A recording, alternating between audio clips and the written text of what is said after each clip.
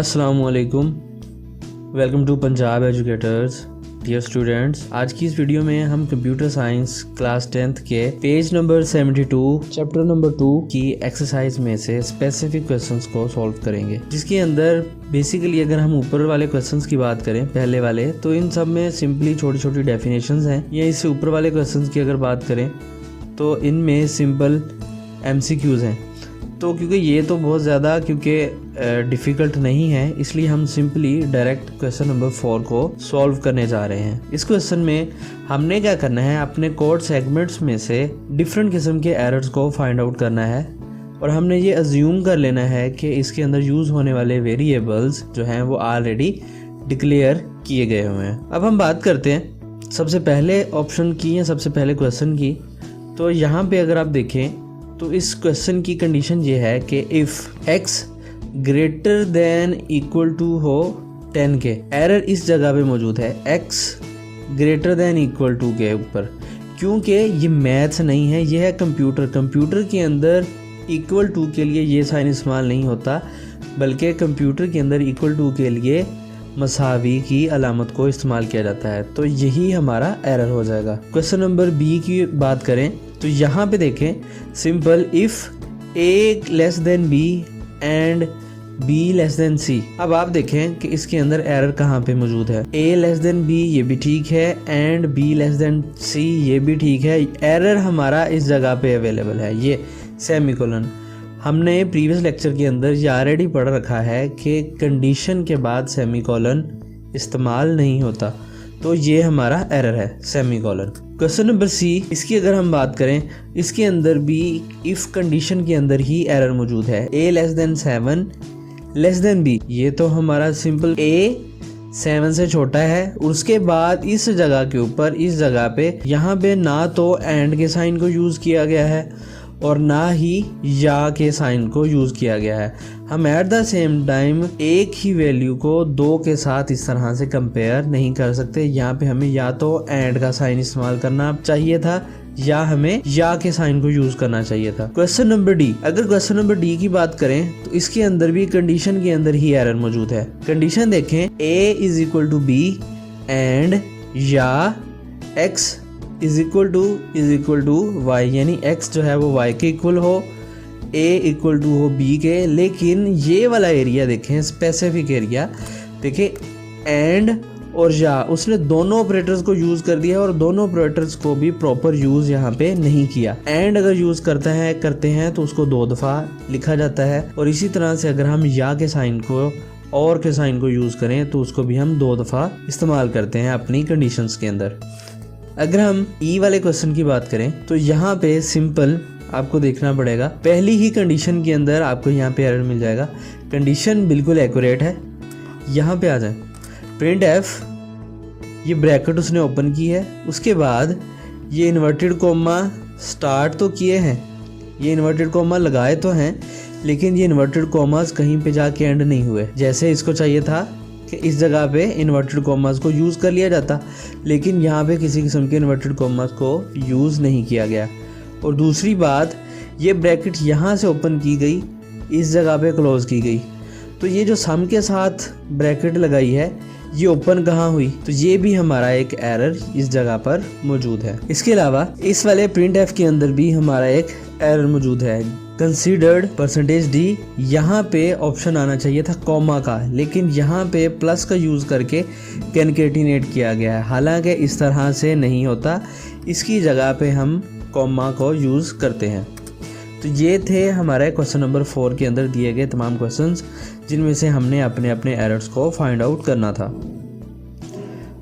अब हम नेक्स्ट चलते हैं क्वेश्चन नंबर 5 के ऊपर, और इसके अंदर हमने करना क्या है, write down the output of the following code segments, यानी ये जितने भी कोड सेगमेंट्स दिए गए हैं इनके हमने आउटपुट बतानी है कि इसकी आउटपुट क्या आएगी। सबसे पहले क्वेश्चन नंबर ए, हमने इस क्वेश्चन के अंदर सिंपल करना क्या है, देखें a इज इक्वल टू 7 है जबकि b इज इक्वल टू 10 है। उसके बाद क्या किया गया, a is equal to a plus b। a is equal to a plus b का मतलब है a के अंदर ऑलरेडी 7 पड़ा है, 7 प्लस 10 कर दो a के अंदर, यानी 7 प्लस 10 a की न्यू वैल्यू क्या हो जाएगी, 17। ठीक है। इसके लिए हम क्या कर लेते हैं, इस साइड पे एक नोटपैड को मैं ओपन कर लेता हूँ। ए के अंदर हमने क्या किया, a is equal to A plus B, मतलब 7 + 10, तो a की वैल्यू क्या हो गई है 17। ओके, अब हम आगे आ जाते हैं। इफ़ a ग्रेटर देन हो 20 के एंड b लेस देन हो 20 के, यानी a b 20 से ज़्यादा हो और b 20 से छोटा हो, तो b के अंदर a प्लस बी कर देना है। लेकिन अगर हमने देखा है कि हमने अभी जो इसकी वैल्यू कैलकुलेट की थी a की, वो 17 थी, तो 17 तो 20 से बड़ा नहीं है, तो यहीं पे हमारी कंडीशन रॉन्ग हो जाएगी और ये वाला एरिया हमारा एग्जीक्यूट होगा ही नहीं। सिंपल कौन सा एरिया हमारा रन होगा, वो ये वाला एरिया है।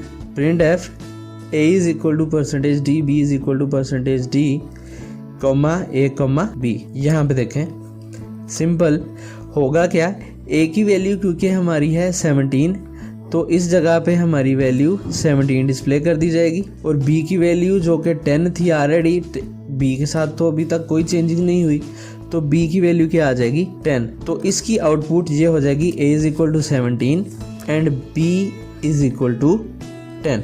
अब नेक्स्ट चलते हैं नेक्स्ट क्वेश्चन की तरफ, जो कि क्वेश्चन नंबर बी है। क्वेश्चन नंबर बी की अगर बात करें, क्वेश्चन बी के अंदर सबसे पहले int x is equal to 45, means x की वैल्यू 45 है।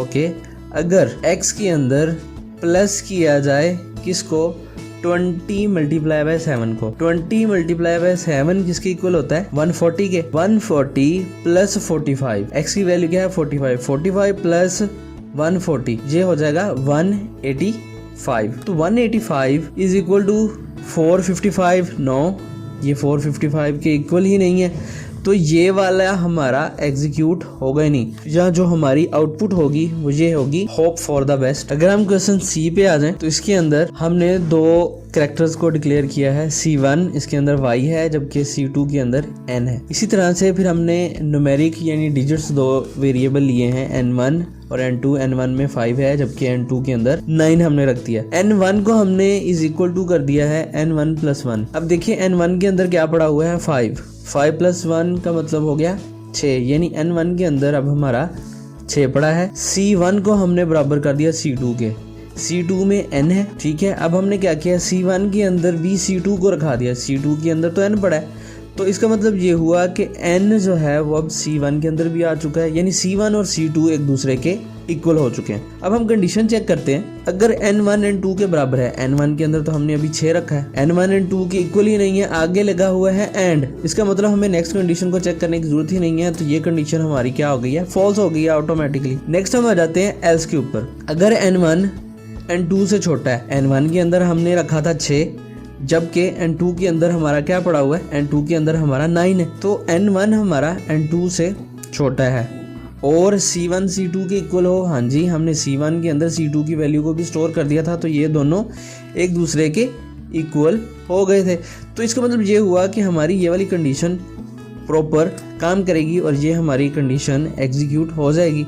तो इस इफ़ के नीचे जो हमारा ये प्रिंट एफ है ये एग्जीक्यूट हो जाएगा और हमें ये स्क्रीन पे मैसेज दे देगा n1 की वैल्यू को, n1 की वैल्यू क्या है 6, n2 की वैल्यू 9 है, C1 के अंदर भी n पड़ा है और C2 के अंदर भी n ही पड़ा हुआ है। तो आपको स्क्रीन के ऊपर 6, 9, 9, n और n आपको स्क्रीन पे मैसेज डिस्प्ले कर दिया जाएगा। अब हम आ जाते हैं क्वेश्चन नंबर डी के ऊपर। इसके अंदर a के अंदर 34 है, b के अंदर 32 है, c के अंदर d, जबकि c के अंदर 7, जबकि d के अंदर 15 स्टोर किया गया। उसके बाद क्या किया जाता है, a is equal to b + c + d। a के अंदर b = c = d की वैल्यू को कैलकुलेट किया जाता है, यानी यहाँ पे a के अंदर b + c + d को रखा जा रहा है, यानी b की वैल्यू जो कि 32 है प्लस C की वैल्यू 7 + 15 इसको स्टोर किया जा रहा है, यानी A की वैल्यू क्या हो गई है 54। अब हम इसको थोड़ा सा यहाँ पे स्टोर कर लेते हैं। A इज इक्वल टू 54 है, जो कि इस वक्त हमारी A की वैल्यू है, जबकि B की वैल्यू हमारी बिल्कुल सेम है, B इज इक्वल टू 32 ही है, C की वैल्यू 7 ही है, इसके अंदर हमने कोई चेंजिंग नहीं की, और D की वैल्यू हमारी 15 ही है अभी तक के लिए। A की वैल्यू सिर्फ चेंज हुई है जो कि 54 हो चुकी है, पहले वो 34 थी। अब हम क्या करेंगे, इफ़ A <100 हो, जी हाँ, a की वैल्यू 54 है और वो 100 से छोटी है। तो हमने क्या करना है, a is equal to a multiply by 2। a multiply by 2 का मतलब ये है कि a की वैल्यू को 2 से मल्टीप्लाई कर दो, जो कि अब इसकी न्यू वैल्यू बन जाएगी 108। ओके, ये यहाँ तक हो गया। हमने इसको यहाँ तक एग्जीक्यूट कर लिया क्योंकि हमारी इफ़ कंडीशन बिल्कुल ठीक थी।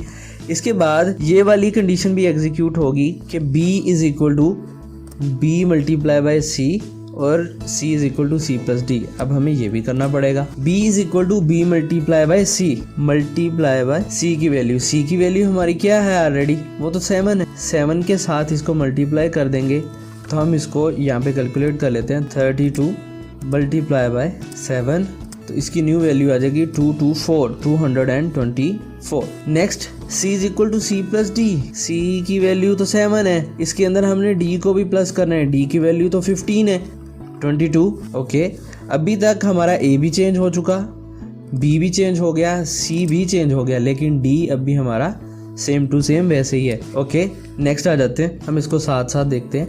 अगर if a greater than b हो, a की वैल्यू तो 104 है, तो क्या a b से बड़ा है? b की वैल्यू तो 224 है। जी नहीं, a b से बड़ा ही नहीं है।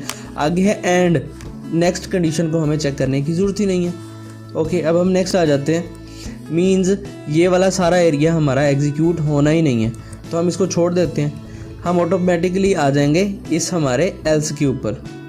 इस एल्स के अंदर आकर देखें तो यहाँ पे क्या है, हमने यहाँ पे भी चेक करना है, क्या a b से बड़ा है?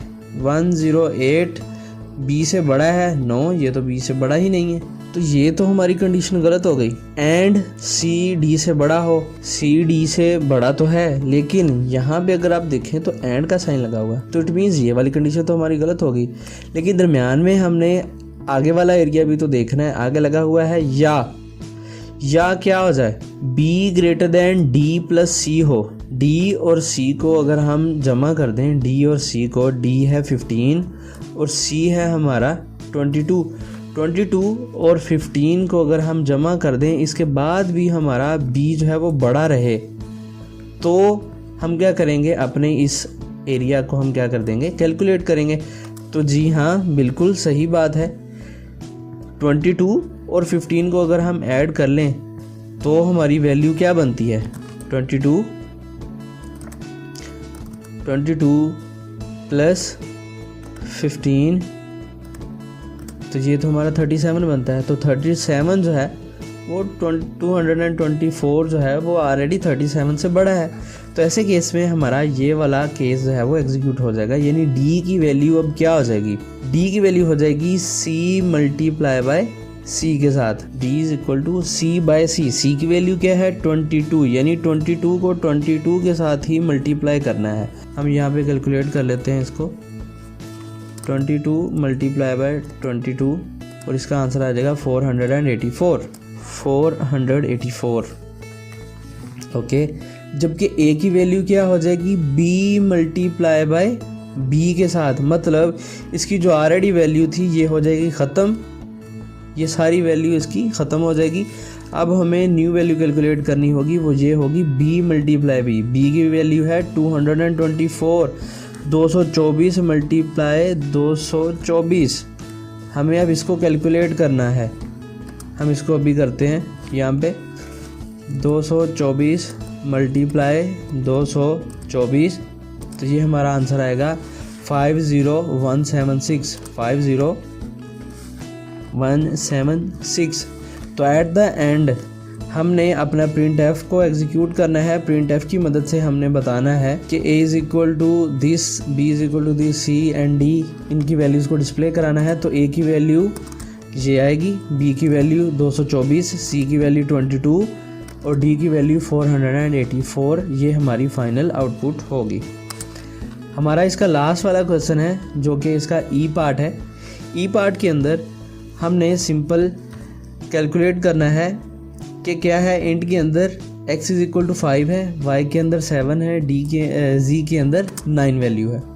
अगर हम x का मोड लें 2 के ऊपर और एट द एंड अगर आंसर 0 बच जाए तो हमने क्या करना है, x के अंदर प्लस प्लस करना है, यानी x के अंदर 5 पड़ा है, 5 को 2 पे तकसीम करें और रिमाइंडर हमारा 0 बचे, तो रिमाइंडर तो हमारा 0 बचता ही नहीं है, रिमाइंडर तो 1 बचता है। तो इट मीन्स ये वाला काम हमारा होना ही नहीं, हमारा एल्स एग्जीक्यूट होगा। एल्स हमारा एग्जीक्यूट होगा तो उसके साथ ये दोनों काम होने हैं। एक्चुअल में तो सिर्फ ये वाला काम होना है, क्योंकि एल्स के साथ तो सिर्फ ये अटैच है, ब्लॉक तो यहाँ पे बना नहीं हुआ। लेकिन जैसे ही वो इस कंडीशन को एग्जीक्यूट करेगा उसके बाद फ़ौरन इसको प्रिंट एफ ये वाला मिल जाना है। ओके, एक्स के अंदर क्या हो जाए, वाई प्लस जी, वाई के अंदर 7 है और जी के अंदर क्या है 9, और 9 जमा 7 16 होते हैं, तो एक्स की जो हमारी न्यू वैल्यू होगी वो हो जाएगी 16। अब हम इसको लिख लेते हैं यहाँ पे ताकि हमें बाद में मसला ना रहे। एक्स की न्यू वैल्यू हो गई है हमारी 16 और हम इसको याद रखेंगे। और उसके बाद क्या कर दिया जाएगा, प्रिंट एफ की मदद से इसको स्क्रीन के ऊपर दिखा दिया जाएगा। सिंपल आउटपुट इसकी दिखा दी जाएगी कि x is equal to %d n, x की वैल्यू 16 हो गई है। ओके, इसके बाद नेक्स्ट आ जाते हैं इफ़।